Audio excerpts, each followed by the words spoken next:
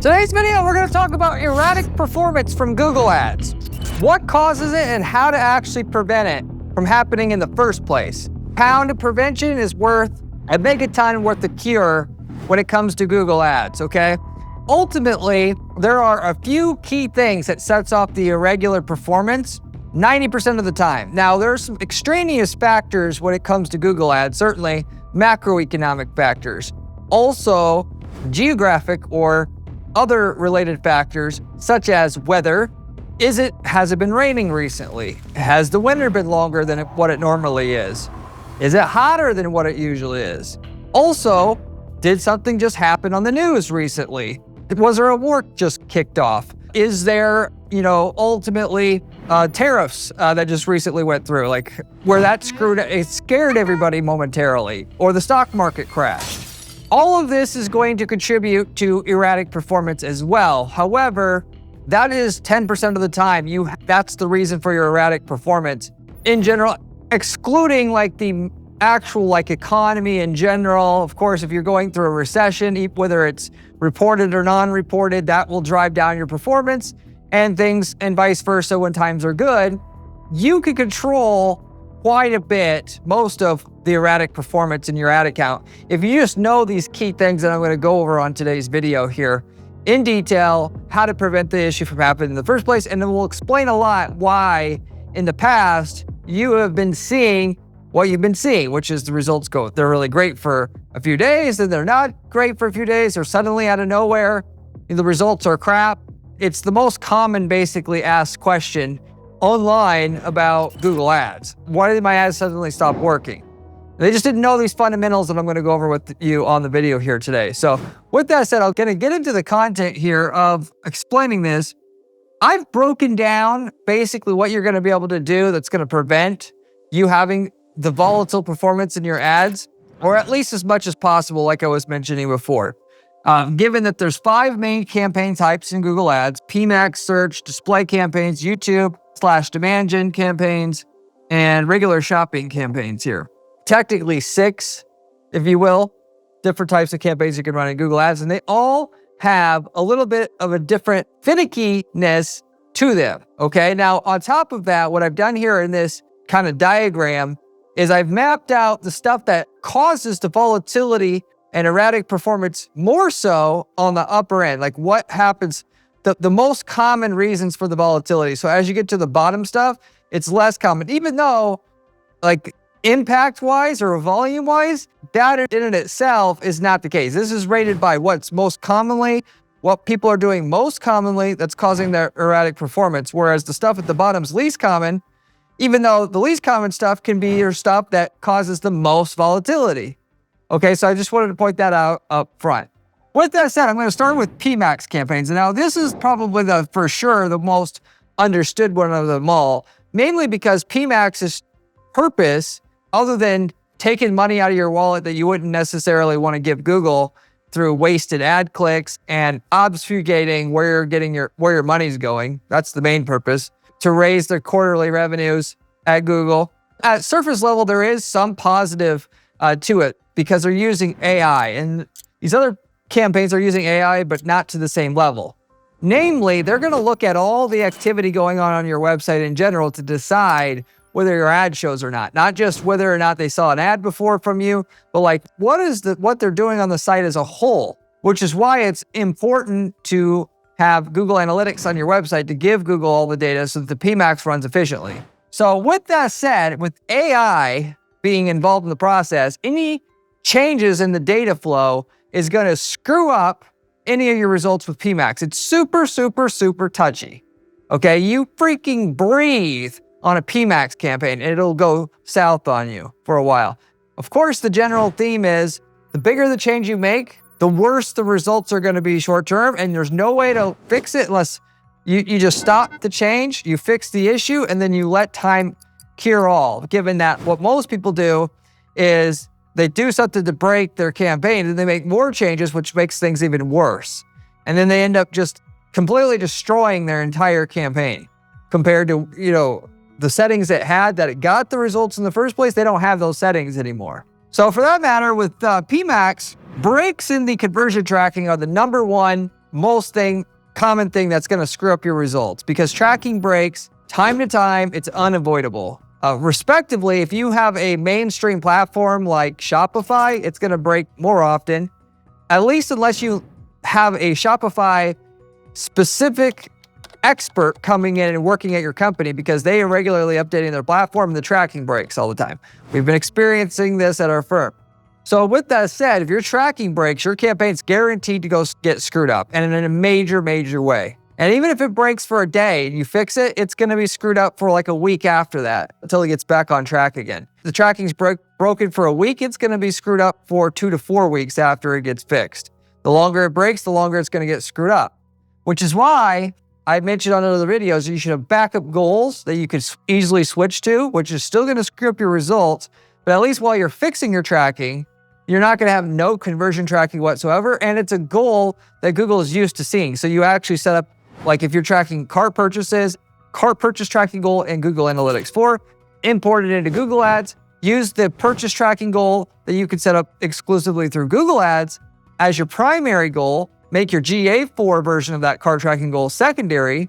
And if the primary goal breaks, you immediately switch to the secondary while you're trying to figure out how to fix the primary goal, assuming you think you need more time than just an hour or so to fix it, so to say. The quicker you fix it, the quicker you're going to get back on track. You also have issues with GA4, which is a close second. If your Google Analytics 4 account breaks in any way, the way that it was set up to track not only key events, but also just the data stream, you can just suddenly start double counting user events in Google Analytics 4 and your results on PMax will get screwed up. A lot of people don't know this. I know this because I manage 50 different Google Ads accounts and I see stuff breaking all the time, unavoidably, and I just see the result. I see the patterns. So no, that's another key one right there. So it's just as important to get your tracking working right as it is to get the Google Analytics 4 data clean, all the way down to the user levels. So if it's tracking twice as many users as it was before, that'll mess up your Google PMax results as well. Then you got changing creative. PMax is, because it's so AI-based, and machine learning and AI needs steady data streams to perform well, any kind of change in ad copy on your PMax is going to throw it into learning mode again. Any headline change of significance that you are using, such as if you just had like 2 or 3 headlines and you change one of them, your results are going to go in the crapper. If you had like 5 of them and you just change one, maybe you'll get by with no volatility whatsoever or minimal volatility. Changes in the images, video, any of it, basically. Which is why anymore, your best bet with Google Ads in general is figuring out what is going to be the most ideal setup from the beginning and then leaving it alone. Versus do the bare minimum because you think, oh, what difference does it make anyway? I'll just want to see how it works. And then I'll spend money investing into a better setup later, which is dumb, by the way, because you need such a good setup in the first place just to make money after expenses that if you think you're going to invest in your setup once you make money, you're just never going to make money. But in general, it pays because the algorithm's going to learn on the thing that you start out with, and then you're not going to pull the rug out from underneath the algorithm once you're up and going to try to have the real thing you should have had when you started out with.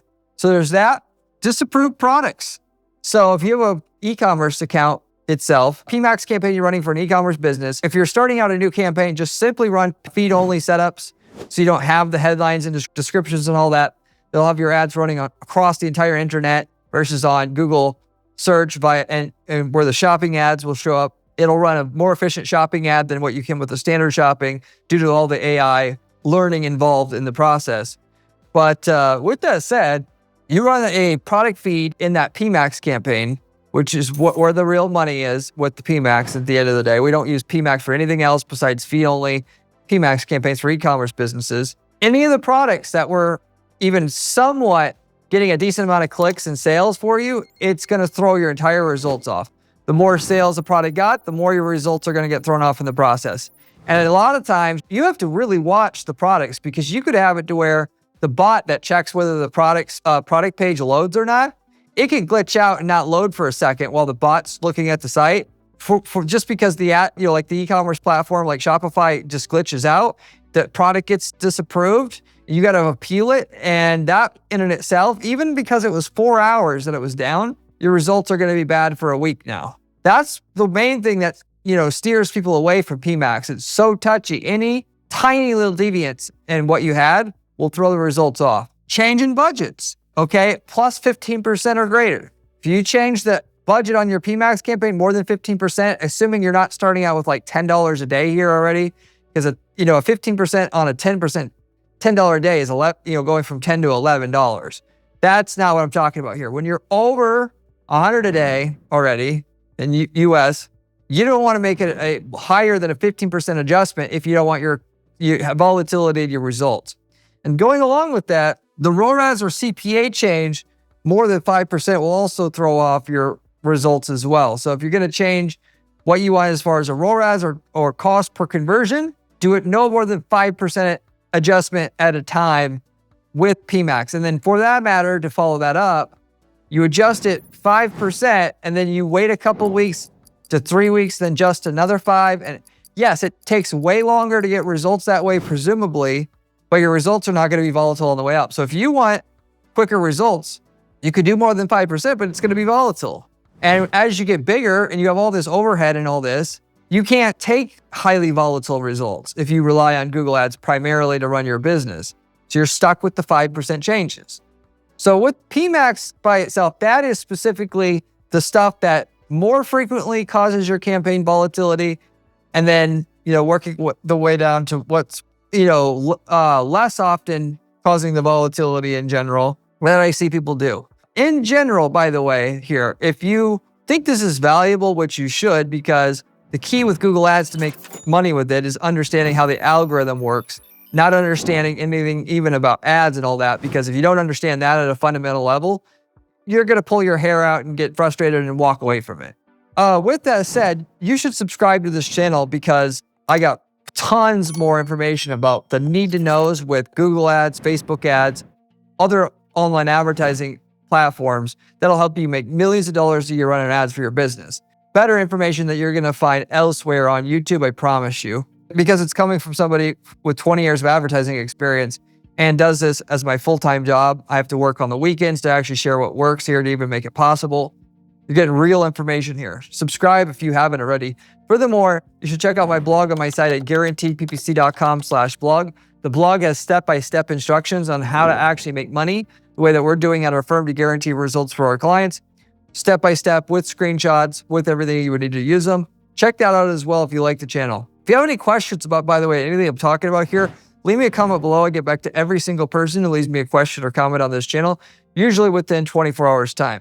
So with that said, moving forward here on search campaigns. Now with search campaigns, it's obviously different, or just to let you know, it is different. What you have with those, first and foremost, again, like with PMax, the break in the tracking will cause more campaigns to act volatile than anything else. And the main reason for that, by the way, is because they don't take my advice, or they don't know about my channel, they don't know what I'm saying here, about having backup goals and checking your goals often. You need to be checking your conversion tracking at least monthly if you're a brand new business, if not weekly for immediate, like where you're starting to, make hundreds a day from your campaigns. And if you're making thousands a day from your campaigns, you need to be checking it daily. Why? Because any tiny little break in your tracking is going to send your campaigns off into left field. And if you wait until your sales are way, way down before you even start to do anything about your sales going down, and then have to figure out your tracking, which will take a few more days or weeks, then break and fixing it, your results, you're going to lose 50 grand by the time you actually fix the problem. Don't be that guy or gal that does that. Be proactive. Check it. Have procedures to check it. Have procedures to validate that the tracking works, not just assuming that if it shows some conversions, it's working, because that's not good enough. You got to have backup goals to compare your primary goal to, so you know if it's actually tracking at 100%, 75%, 50%. Bedrock of results with Google Ads nowadays. Changing bid strategies, okay? So if you change your bid strategy from manual to smart bidding, maximize conversion bidding strategy, you're going to receive like almost guaranteed some volatility in your results for a while. Now, that said, it's not volumetrically wise, it's not that bad switching from manual to smart bidding. It is if you switch from maximize conversions to maximize conversion value for an e-commerce business, but in general, it's not that bad, but that'll cause volatility in and itself, or just switching bid strategies in general, you're gonna see volatility. You also have changes in CPA or ROAS targets above 30%. So if you're gonna in and itself change what you're willing to pay for a lead or for terms of ROI or ROAS, if you change more than 30%, you're almost guaranteed to see volatility. You wanna keep your scope of changes under that 30% threshold and then wait at least a few weeks until you make it again itself. Change in budgets of above 30%. So even if Google, by the way, says in the campaign status column, limited by budget, don't change the budget to what they're suggesting if it's over a 30% amount. All at one shot at least. If it says you can raise the budget 60%, you do that, but you do it in 2 stages. Make a change, wait 3 weeks, make a change. That is if you don't want volatility in your results anyway. Change an ad. Okay, so if you change your ad, and ultimately, especially if you only have one ad in an ad group, this is gonna cause volatility every time, practically speaking. Same with that, changes in landing pages. If you change the landing page itself, even just the content on the landing page, you don't change the URL of where the traffic's going to, that in itself will, if it's over a certain minimum amount of change, send the campaign back into learning mode. And for that matter, if you change the description slightly, that's not gonna do it. But if you fundamentally start rearranging all the content on the page or redesign it, it will. Furthermore, if you just simply change the URL, it'll affect the campaign even more. So what I typically do to get around the volatility, given that we have to make improvements on our site in order to get better results, is we'll do whatever we wanna do on a separate URL, okay? Even if it's just changing the headline.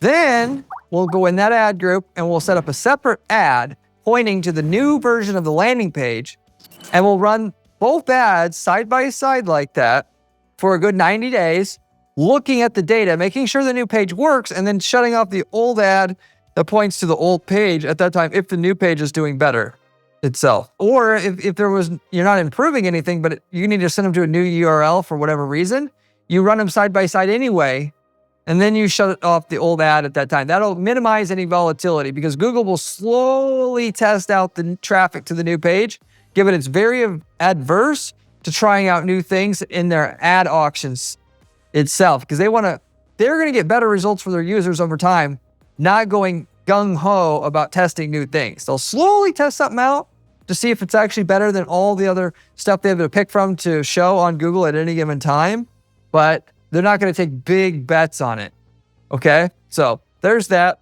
And then too many rapid changes, okay? So I talked about scope of changes itself and what changes causes volatility, but also does the amount or the volume or cadence of those changes also is just as important and just as relevant and causes just as many times for the campaigns to be volatile as is the actual size and what you're changing. So in other words, if you make a budget change of 10%, then you do another one 3 days from now, another 10%, then 3 days from now, another one for another 10%, that in itself will cause the campaign to be volatile in itself.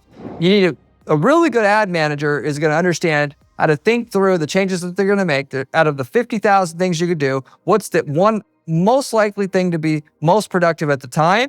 They make that change, they commit to it, they know there's volatility there, it's gonna be there. They're gonna see through it no matter what, practically speaking, or at least give it enough time to really show what it's gonna do because it's gonna cause volatility and it's gonna take time for that volatility to shake out. Then after 3 weeks, they're gonna say that was the right change and they're gonna go forward with the next change or they're gonna roll it back.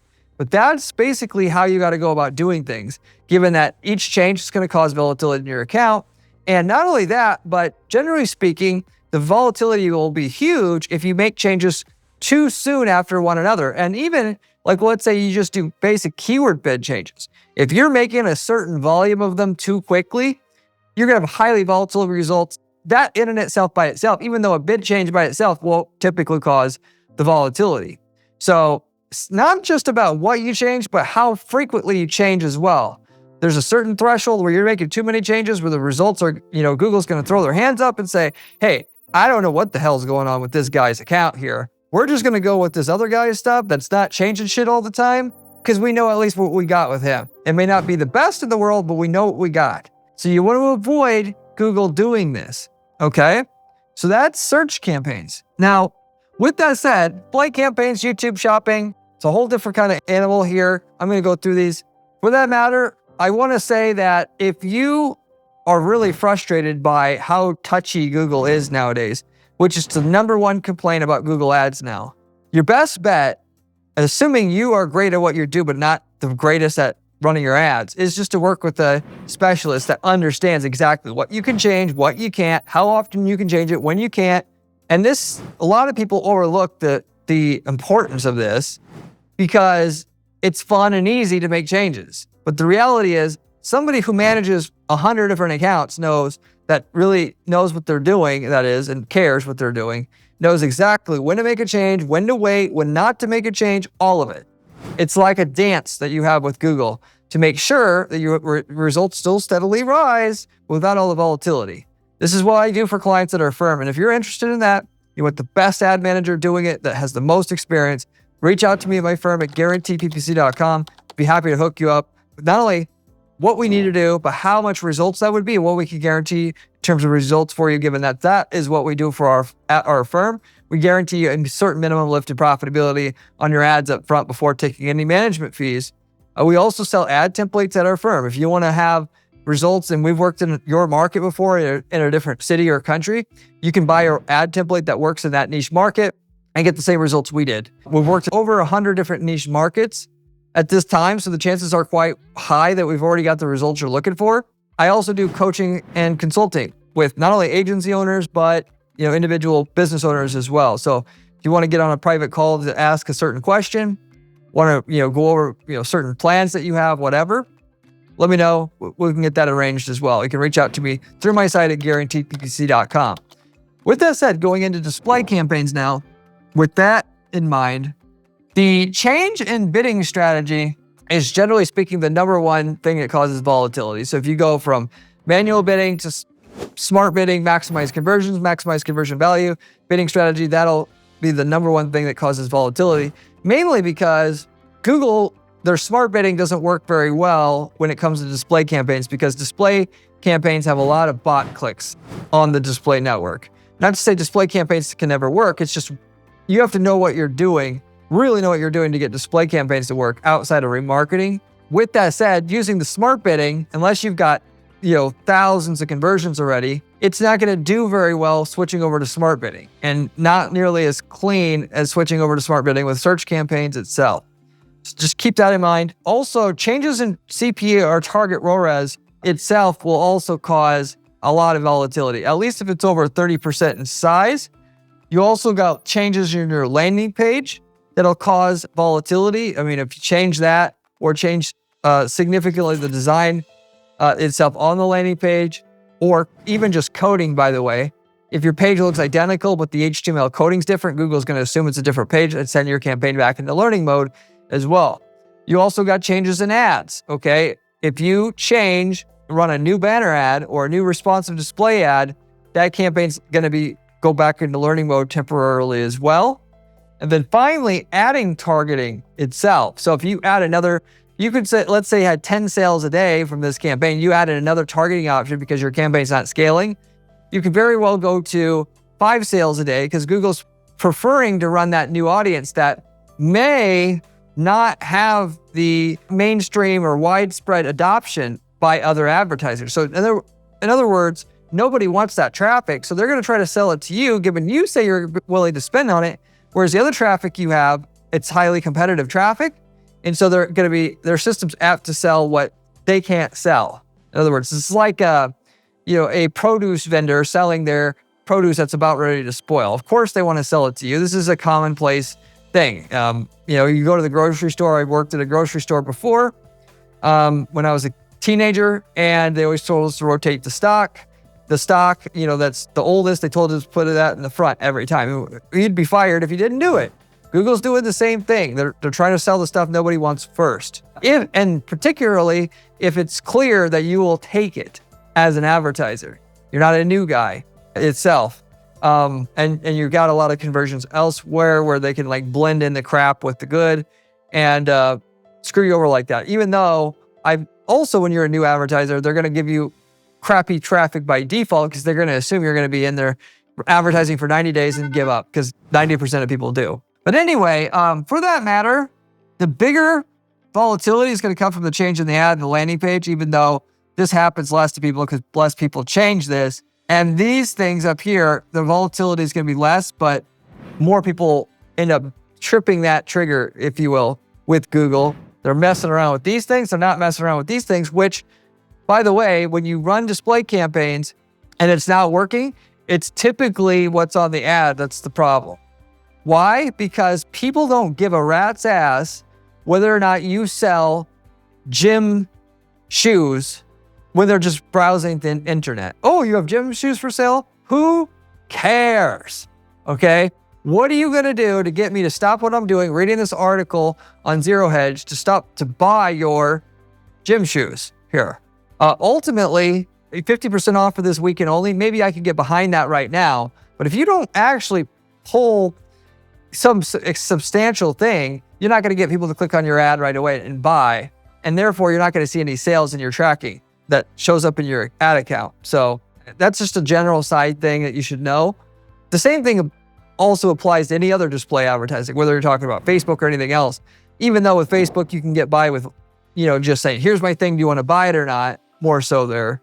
But the real magic and the real money comes in when you understand how to make an exciting offer, and then understanding the targeting that goes along with that, understanding how to target an offer in front of an audience that actually would want it. That is, if you're selling fix and flip loan services, you're on a website that has only fix and flip loan strategies on it, because then your fix and flip loan ad where you offer guaranteed lowest rate on fix and flip loans, you've actually now got the formula right to get this to work. That's actually how we make money doing it, but almost nobody that runs display ads are thinking like that. And for the most part, our clients, that if they do run display ads, it's for e-commerce, and that's it. They don't even know how to do lead generation for it, unless they know what I just told you already. But anyway, with all that said, YouTube and demand gen campaigns, which are basically the same, because demand gen gets you on YouTube and Gmail only, and YouTube's just YouTube.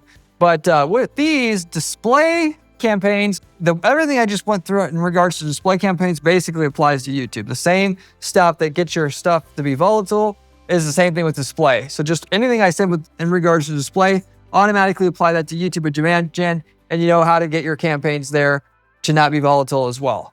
Shopping campaigns, with those, it's just basically the same thing as search. Search and shopping perform different or similarly. Display and YouTube and demand gen campaigns also perform similarly in terms of what causes the campaigns not to be volatile itself. Okay, so those are pretty simple to cover then as a result, if you will. There's a lot more to know in order to get your campaigns to work, other than what is going to make sure the campaigns don't go up and down and drive you crazy. You still got to get the fundamentals right, but that is also just as important to know. You got to know what your market wants to see and hear, but you also have to know how the platform behaves and responds itself. And I think I did a pretty good job of explaining on a base level what that is and how important tracking is to the system to understand how to run your ads, see where there's a customer, and not fooling with everything, so that when Google does find you a customer, that you force it to forget about what it already learned already, because that's basically the nuts and bolts of it.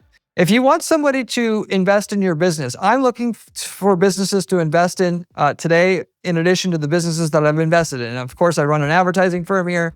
What I'm trying to do is look for companies that want to partner with our agency, where we'll invest in your ad spend and ads, set up your ads. You'll have the best in-class advertising agency working on your ads, doing direct response marketing, in exchange for a cut of your future revenue in your company, where we'll invest starting ad spend and anything that to get things going, or in addition to what you have already, anything we make over a certain amount of ROAS or ROI, we'll invest back into ad spend after that, and we'll work for free as long as we get a cut of your future revenue growth in the company.